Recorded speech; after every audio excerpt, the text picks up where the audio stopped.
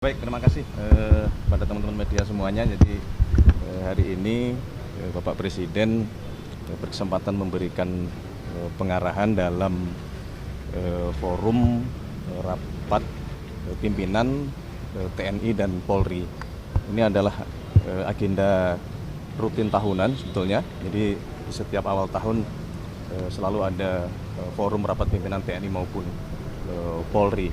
Dan hari ini alhamdulillah Pak Presiden dapat memberikan pengarahan dan kebetulan mengundang para pimpinan TNI dan Polri untuk mendapatkan pengarahan di Istana Merdeka Jakarta. Ada pesan khusus atau arahan-arahan yang diberikan Pak Presiden untuk TNI dan Polri?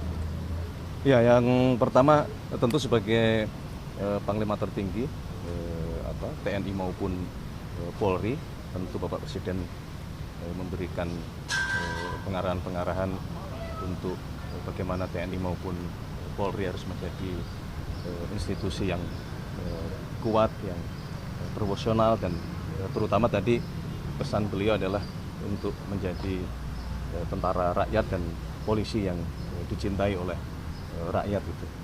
Di dalam pengarahan beliau tadi juga beliau menyampaikan terima kasih, penghargaan dan apresiasi kepada TNI maupun Polri yang dalam 1 tahun lebih masa kepemimpinan Bapak Presiden Prabowo, TNI maupun Polri terus menjadi garda terdepan di dalam membantu dan mensukseskan seluruh program-program pemerintah yang semua program itu selalu orientasinya adalah untuk kepentingan rakyat, kepentingan bangsa, dan kepentingan negara di atas segala kepentingan pribadi maupun golongan.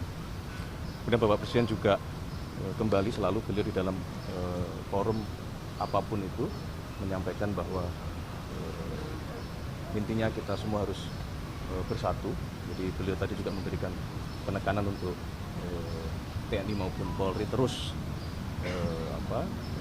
merapatkan barisan, terus memperbaiki diri dan terutama bersatu untuk kepentingan bangsa dan negara. Tadi dibahas Polri di bawah kementerian nggak? Enggak ada. Tapi dari katanya akan memberikan reward kepada Polri atau TNI yang memberikan dedikasi kemarin apalagi saat ini. Iya, Bapak Presiden memang secara khusus tadi juga menyampaikan bahwa meminta kepada pimpinan TNI maupun Polri untuk tidak ragu-ragu, kemudian juga tidak segan-segan untuk memberikan penghargaan kepada anggota TNI maupun anggota Polri yang telah menunjukkan dharma baktinya kepada bangsa dan negara, telah menunjukkan dedikasinya, telah menunjukkan pengabdiannya dalam berbagai bentuk penghargaan tersebut, misalnya dalam hal bentuk kenaikan pangkat ataupun kesempatan untuk mendapatkan kesempatan melaksanakan pendidikan yang lebih tinggi lagi. Mas, ada catatan evaluasi nggak sih Mas yang disampaikan oleh Presiden kepada TNI ataupun Polri? Catatan evaluasi. Evaluasi tadi kan bagian dari evaluasi. Jadi untuk menjadi TNI yang kuat, yang profesional, yang maju itu kan bagian juga dari bentuk evaluasinya gitu. Untuk terus bersatu mengedepankan kepentingan bangsa dan negara dan kepentingan masyarakat gitu. Kalau kita perhatikan kan baik TNI maupun Polri memang dalam 1 tahun ini banyak juga melaksanakan tugas-tugas yang mungkin selama ini dianggap itu di luar tupoksi, tetapi sebagai tentara rakyat, sebagai polisi rakyat, kita merasa bahwa kehadiran TNI maupun Polri betul-betul sangat membantu masyarakat kita. Dalam hal penanganan bencana, TNI Polri berada di garda yang paling depan.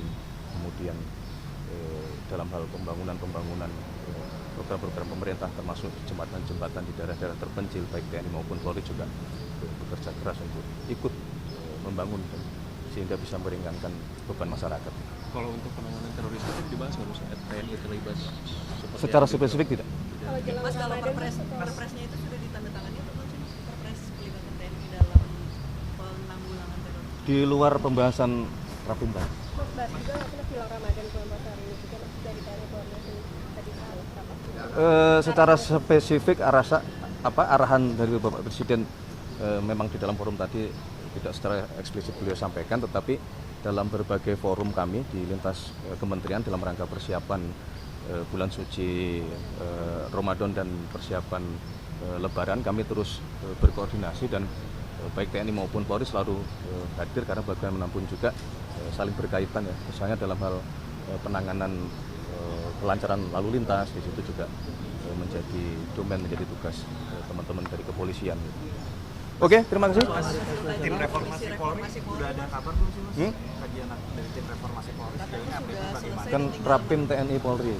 Tapi soal itu kan di Dan tidak membahas secara isu-isu spesifik yang membahas mengatakan itu. bahwa Polri akan dibawa kementerian kemudian. Dan tidak ada. Tadi sudah kami sampaikan tidak ada di dalam pembahasan. Dari istana Mas Polri ada pandangan.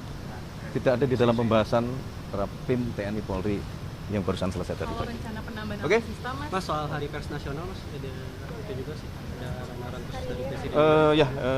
Tentu kami mewakili Presiden, mewakili pemerintah mengucapkan selamat Hari Pers Nasional dengan harapan dan doa supaya pers kita terus menjadi pers yang maju, yang bertanggung jawab, yang semakin profesional dan bersama-sama mari kita menjadi pilar demi kemajuan bangsa dan negara yang kita cintai. Terima kasih kepada seluruh insan pers yang selama ini telah tentu bekerja keras luar biasa di dalam menyampaikan segala sesuatu, keberhasilan maupun permasalahan-permasalahan yang terjadi di masyarakat. Dan mari kita memiliki tanggung jawab yang sama untuk menghindarkan diri dari adanya hoaks, adanya disinformasi, adanya pemberitaan-pemberitaan yang tidak bertanggung jawab yang dapat merusak sendi-sendi kehidupan bangsa kita. Terima kasih. Terima kasih. OJK, Mas, itu juga OJK kira-kira Di luar Rapim?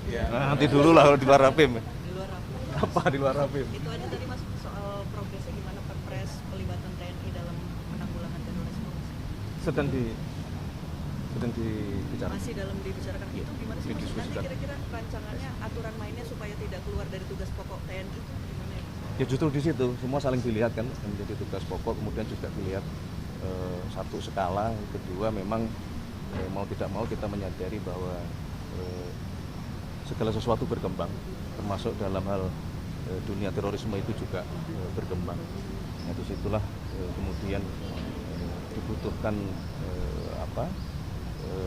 aturan-aturan dan dibutuhkan penanganan-penanganan yang dapat mengantisipasi perkembangan-perkembangan tersebut. Tapi kalau pertimbangannya mengapa diatur dalam Perpres tidak di UU TNI itu seperti apa Mas? Ya ini kan masalah teknis ya, karena misalnya undang-undang TNI kan sudah disahkan ya kan, sudah direvisi. Nah kemudian kita melihat bahwa untuk mempercepat proses itu, ini masalah kebutuhan aja.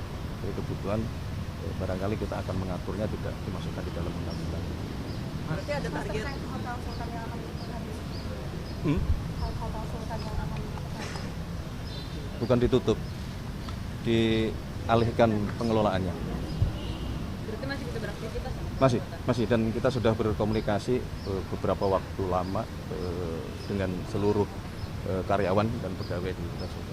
Tapi pengalihannya gimana, Mas? Kirim surprise untuk pimpinan. Gimana apanya? Gimana? pengelolaan Pengalihan gimana? Pimpinan OJK udah dikirim belum, Mas? Untuk surprise pimpinan OJK udah dikirim ke DPR belum? Surprise? Nama-namanya Oh belum. tapi tetap pansel kan, Mas?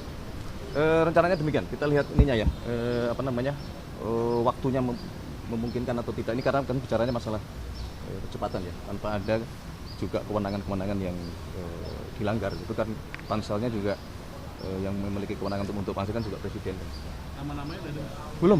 Belum ada. Ini kan bapak kali nggak ada di dalam, Mas. bilang bahwa dari istana pemerintah yang mungkin didorong. harus dijaga belanjanya supaya tidak melanggar defisit fiskal gitu, jadi investor juga jadi kembali. Kalau dari pemerintah apakah akan berubah strategi fiskalnya mungkin jadi lebih efisien atau mungkin belanjanya dikurangi gitu? Ada nggak? Enggak, kan selama ini juga tidak ada yang dilanggar. Batasan defisit juga masih terjaga. Yang penting kita berkonsentrasi supaya fundamental ekonomi kita kuat, sektor real kita genjot, belanja pemerintah di awal tahun juga semaksimal mungkin kita dorong. Jadi kita optimis ini dengan pengelolaan kita. Mengatasi mungkin kekhawatiran para investor dan lembaga rating itu gimana Pak Pras? Apakah lewat komunikasi aja gitu dengan mereka bahwa kita fundamental yang baik? Oh iya, iya. Komunikasi terus dilaksanakan ya, selain apa yang tadi sudah saya sampaikan kan gitu. Kalau masalah berkomunikasi dengan teman-teman terus dilakukan oleh pemerintah. Program tidak ada yang berubah berarti ya? Tidak. Mas Pak, tanggal 19 kan kumpul perdana di Amerika Serikat. Pak Prabowo konfirmasi nggak Mas hadir tanggal 19 Februari? Oh, belum, nanti kita sampaikan kalau sudah ada kepastian. Tapi ada undangannya ya Pak? Ada. Tanggal 18, tanggal 19 ya? Ada. Itu untuk menghadiri apa? BOP atau tanda tangan hari? Kita sih menghendaki dan ingin bisa dua-duanya. Oke. Mas Jiwandono dilantik hari ini, Mas, ada pesan dari sana gitu.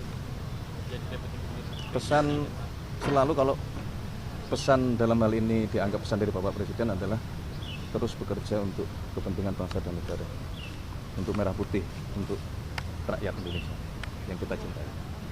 Apapun itu, tugas kita berbeda-beda di bidang apapun, selalu beliau menekankan mari kita bekerja dengan penuh rasa cinta tanah air, termasuk kepada Pak Thomas Jiwandono. Dan mungkin dalam kesempatan ini kita juga menyampaikan terima kasih atas pengabdian beliau selama menjadi Wakil Menteri Keuangan dan sekarang melanjutkan amanah di Deputi Gubernur Bank Indonesia, juga bukan sesuatu pekerjaan atau amanah yang ringan.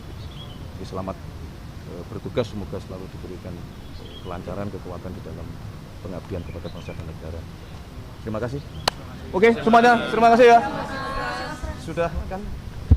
Belum. Sudah.